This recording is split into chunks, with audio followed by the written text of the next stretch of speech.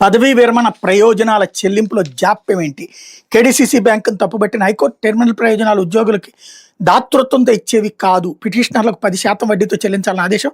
పదవీ విరమణ తర్వాత ఉద్యోగులకు అంతిమ ప్రయోజనాలు టెర్మినల్ బెనిఫిట్స్ చెల్లింపులో జరుగుతున్న జాప్యంపై హైకోర్టు తీవ్ర ఆందోళన వ్యక్తం చేసింది. కృష్ణా జిల్లా సహకార కేంద్ర బ్యాంకు పరిధిలోని పెనమలూరు తదితర ప్రాథమిక వ్యవసాయ సహకార సంఘాల్లో పెయిడ్ సెక్రటరీలుగా పనిచేసి పదవి విరమణ చేసిన 70 నుంచి 90 ఏళ్ల వయసున్న వయోవృద్ధులు నలుగురికి ఇప్పటికీ టెర్మినల్ బెనిఫిట్స్ ఇవ్వకపోవడాన్ని తీవ్రంగా తప్పుపట్టింది. పదవి విరమణ చేసిన ఉద్యోగుల గ్రాట్యుటీ, లీవ్, ఎన్కాష్మెంట్ తదితర ప్రయోజనాలు ఎట్టి పరిస్థితుల్లో నిలిపి ఉంచడానికి వీలేదని తేల్చి చెప్పింది. ఈ ప్రయోజనాలు ఉద్యోగులకు దాతృత్వం ఇచ్చేవి కావని, అవి పొందడం వారి హక్కు అని స్పష్టం చేసింది.